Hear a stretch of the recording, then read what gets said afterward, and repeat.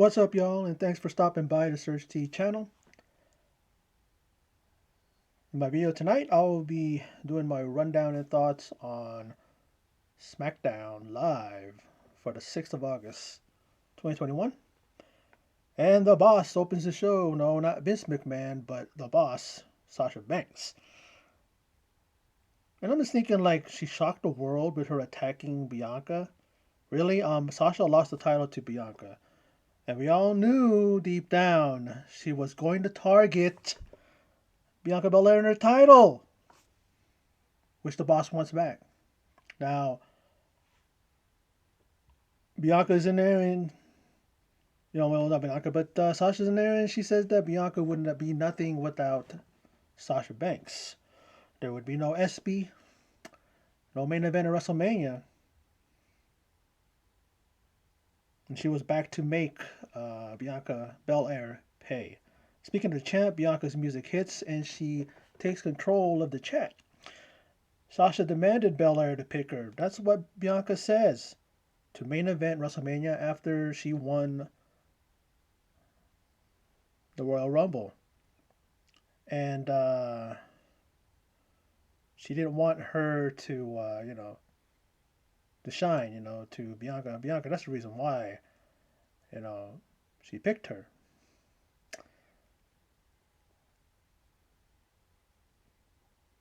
And, Sasha Banks challenges her for, the SummerSlam. And it's on, says the champ. She says, you want this? It's on.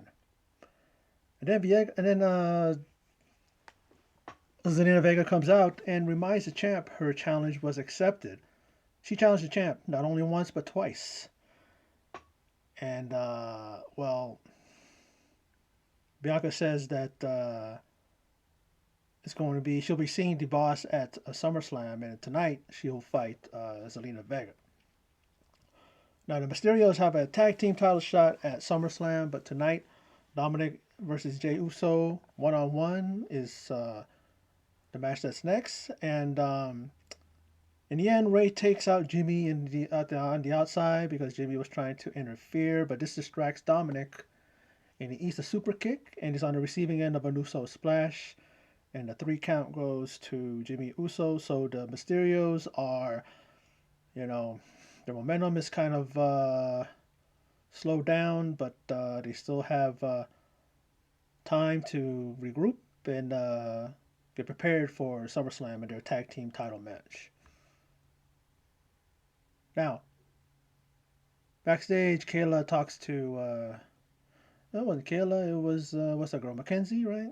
And talking to Edge, and Edge pretty much says that, he says, well, wait, Edge is a rotten, selfish a rotten, selfish bastard? Well, he wants Seth to meet him in the ring later on so he can show him what a real rotten, selfish bastard that he can be. Now we got an Intercontinental Championship contenders match. I'm tired of that wording of the match. But it's King Nakamura versus Apollo Crews, and Commander Aziz. He totally reminds me of those people who are guilty of stolen valor. They wear these ill-fitting suits, these, uniforms that have nothing is on right. They have enlisted and officer medals and whatnot on their uniforms. I mean, Aziz, he's wearing enlisted chevrons on his jacket sleeve, officer pins on his collar, and a military rope cord on his right shoulder. I'm thinking, what branch of service are you in there, Aziz? I mean, I guess it's in your country. It's not really regarded as officers, and it's not separated. It's part of your uniform, I guess, right? Then again, we know that this guy is playing Commander Aziz. He's not really Babatunde. Wasn't his name like a year ago? WWE, man, get that shit right. The military people like myself don't like it when people wear shit that they didn't earn. And I get it. This is WWE. It's it's like cosplay. It's costume time. They wear whatever costume. But how about you get it right? At least make the guy look legit. It looks stupid. You know, it just does. I might be nitpicking. Some people might say I'm nitpicking, but I'm not nitpicking because if you're in the military, you'd understand. And maybe some of you in the military are like, "Oh, just ease up, guys. So it's okay. It's WWE." But if they're gonna put it out there and present it like that, at least make it look legit. Like I said earlier, you know what I mean? At least make the guy so the guy will look authentic. But whatever. Anyway, regardless of that, Nakamura picks up the victory after Aziz pulled Cruz out when it looked like the King was going to get a victory over the Intercontinental title champion. So does this mean that he has a title shot? And will it be at SummerSlam? I think Nakamura can definitely do with becoming the new Intercontinental champion. And maybe this is his launching pad to being back in the world title picture. Let's see. Now, Paul Heyman mentions the contract signing last week and calls, John Cena a thief. The contract is, let's talk about what he was saying. How he was talking about, would he be able to, Paul Heyman, that is, take a candlestick and take it to Tom Brady and knock him out with one. And if he does that, does he get the $75 million contract that the Tampa Bay Bucks signed him to? No, says Heyman, and turns around to a giggling clown, Big E. He's just sitting there giggling like a fool. Has the Money in the Bank briefcase on his shoulder, and pretty much, we all know what he's saying. It's that at any time, at any place, I could cash this in. Where and when? He has still another full year, so hopefully they do make it work and make it worthwhile, and that it'll make it look great and PB go down as one of the greatest cash-ins. But we have to wait and see for that. Now, Tamina is set to face Tegan Knox, and I guess she's no longer known to be known as just Knox, and that is perfect. Now they mentioned that Natalia will be out a few weeks, and that is cool to hear. And at least she'll be back and she'll be able to accompany Tamina, who looks kind of lost because she has both titles. And you're thinking, okay, where's Natalia? We know where she's at, so she needs to be back. And at least that injury wasn't serious, and that's good to see. Now,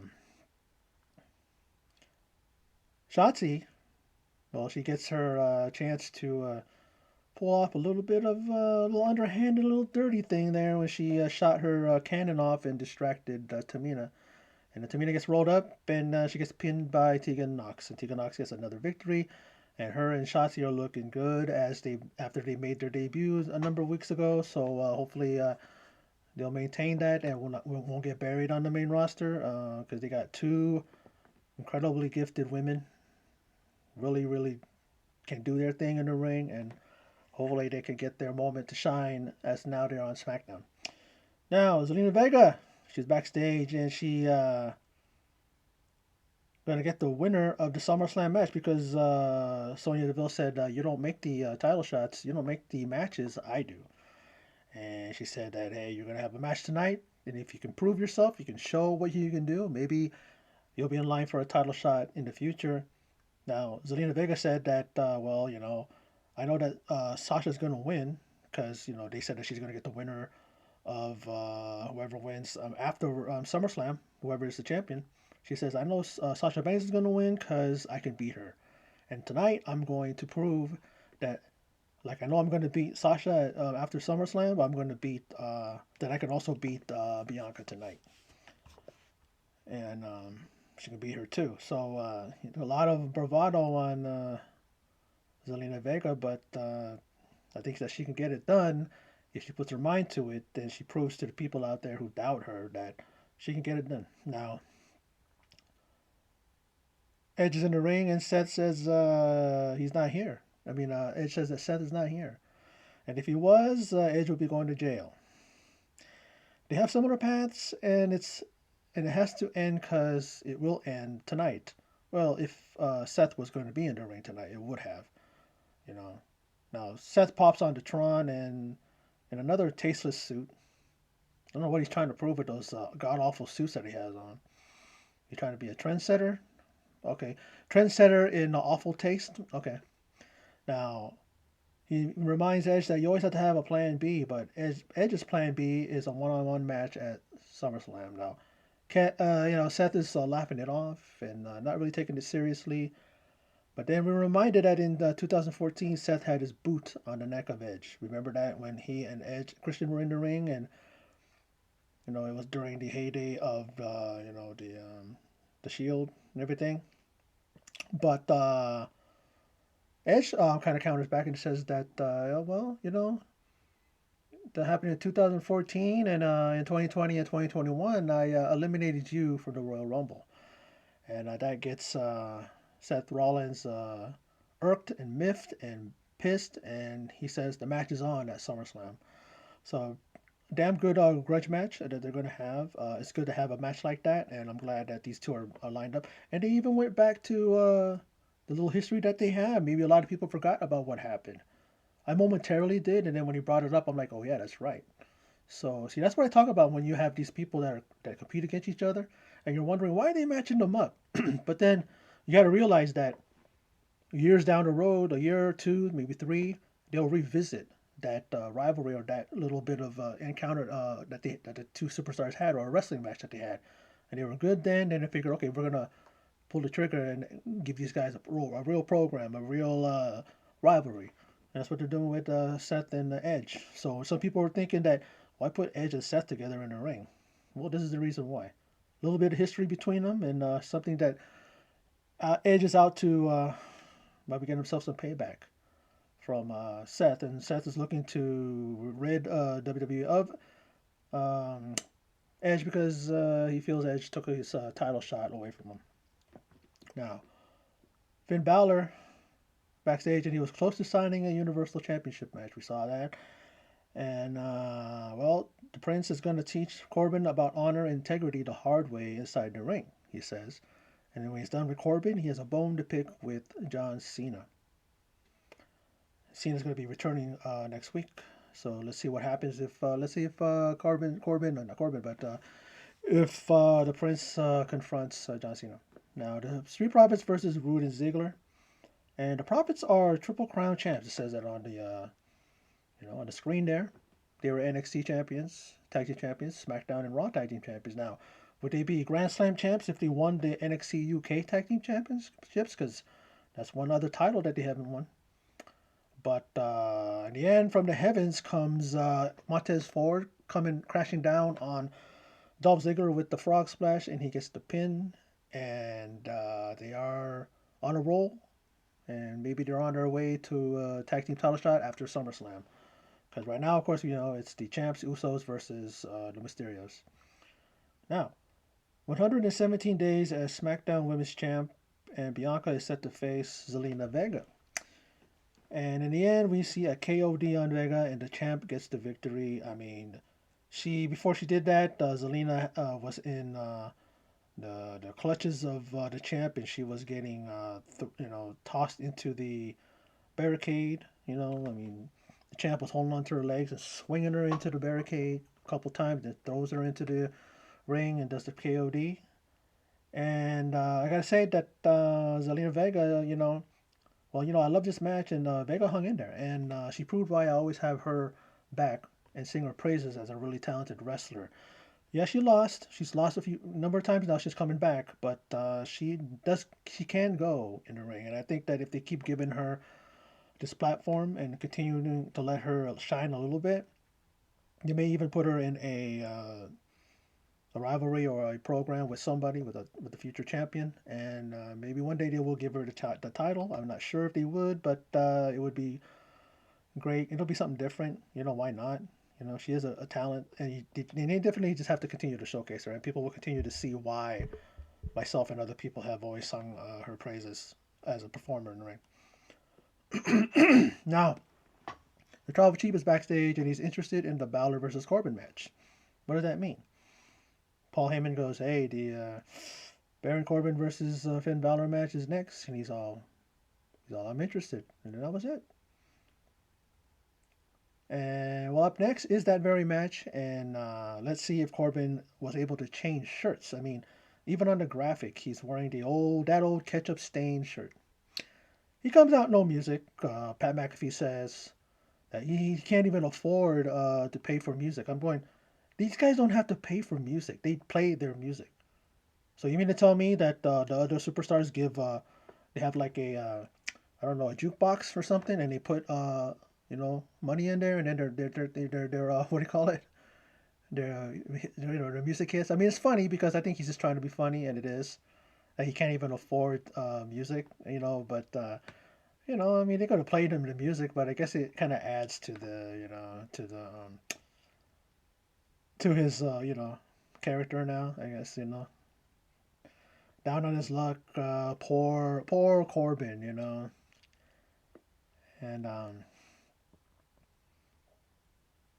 and he comes in also with no music, and then his shirt is reversed. I guess that makes the shirt look better, you know. And in the ring, he even apologized for cheating Finn out of the Universal title match at SummerSlam. And Balor doesn't accept it and proceeds to beat the ever living crap out of Corbin.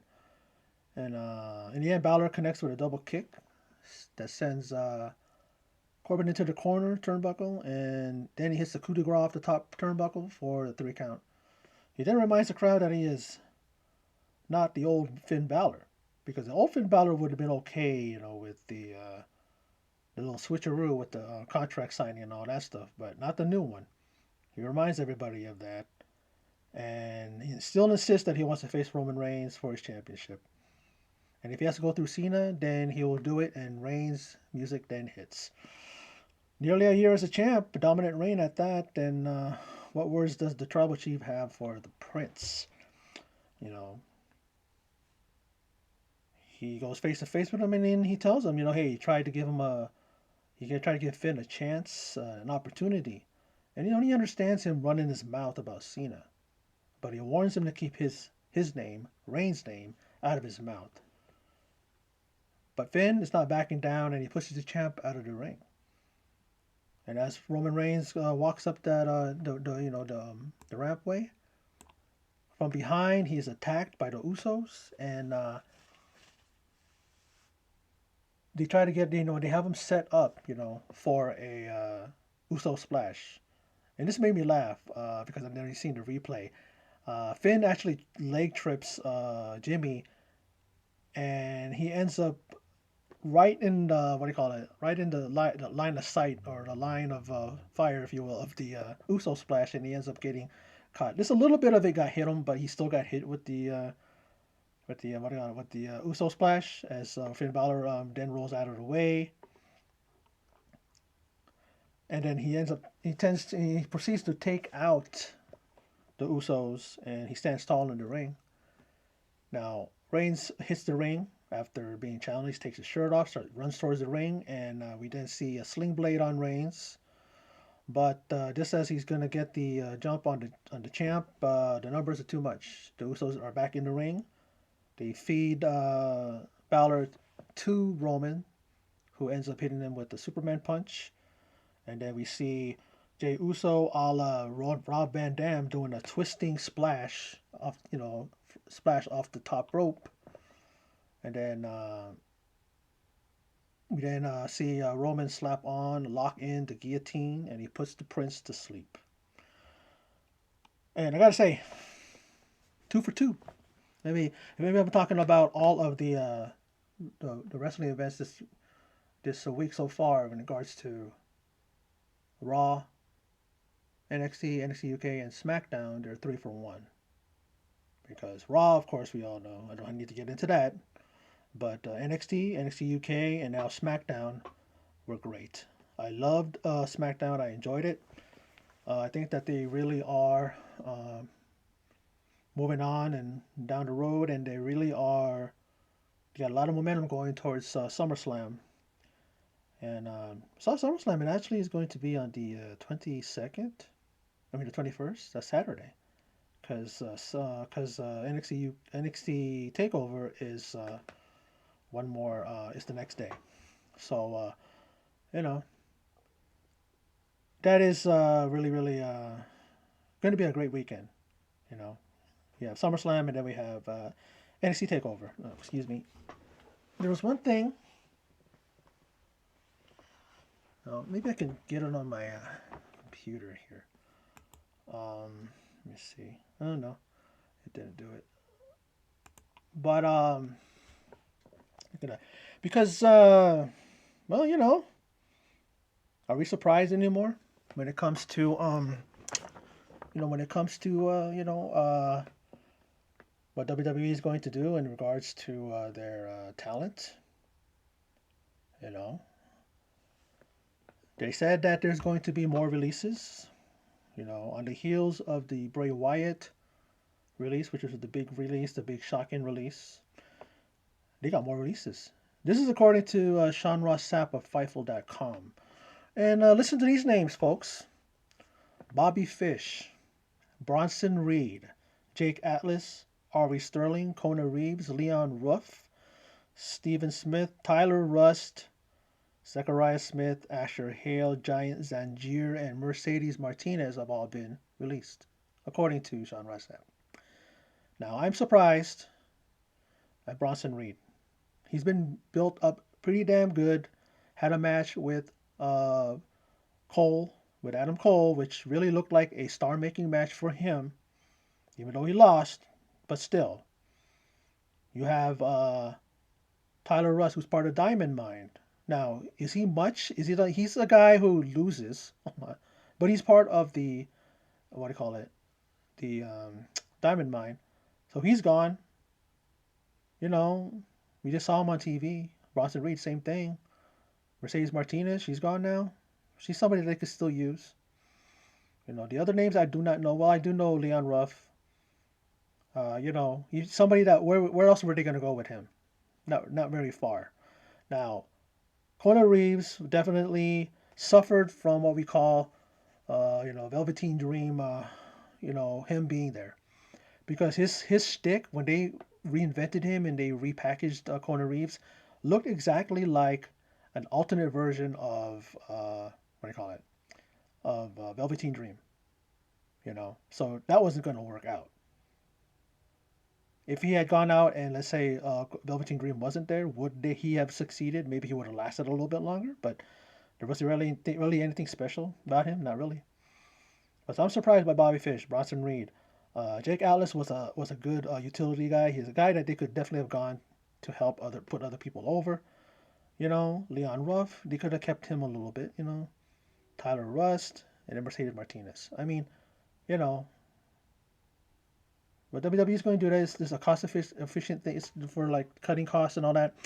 And who knows, they might bring some of these guys back. They might even bring back Bronson Reed. You never know. They brought back Samoa Joe. People thought we're up in arms because Joe was released, and they brought him back. But who knows? We'll see what happens. I'm surprised with Bobby Fish. Would he have been doing it? Well, they could have utilized him. They could have. But, you never know now with WWE. They're just pretty much releasing these talent that a lot of them are good. It's not like they're guys that aren't good. Guys and gals. Now, these other promotions are just going to get better and better because they're going to scoop them up. Who's going to go to AEW? Who's going to go to New Japan? Who's going to go to Impact? Ring of Honor? Who's going to go to, NWA? Who's going to go to these guys now? These guys are prime. I said to myself that Bronson Reed, that he's released now that he's released, go to Japan and join the Bullet Club. Then you could kind of build him up to be a real monster, a real badass heel, and then he can come back. And then if you do that, you can easily go to AEW, you can go to NWA, you can go to all these other promotions that have a partnership with AEW. So, WWE, I don't know, the cost cutting measures, I know that, but they're gonna make other promotions strong by allowing these releasing some guys who are damn good. They're not just nothings. They're hella good at what they do. WWE just didn't know how to effectively use them. But that's that, and that's WWE in a nutshell. They're just constantly releasing people. I understand the ones that really nobody cares about, and nobody sees nothing special about them. A lot of people in this list are like, I don't know who they are. Some of them I know, and they really didn't do anything. But there's a handful of them in here that I'm like, why? scratching my head why. But anyway, that's my video for SmackDown Live for the 6th of August, 2021. I enjoyed it very much. I thought it was a good show. Really, really did well in continuing to set things up and put things in the on in line, for the upcoming pay-per-view SummerSlam. So let's see how it continues to you know build, and if they're going to add any more matches. So anyway, that's my video. So for those of you who stopped by and checked it out, I appreciate it. And in closing, as always, take care.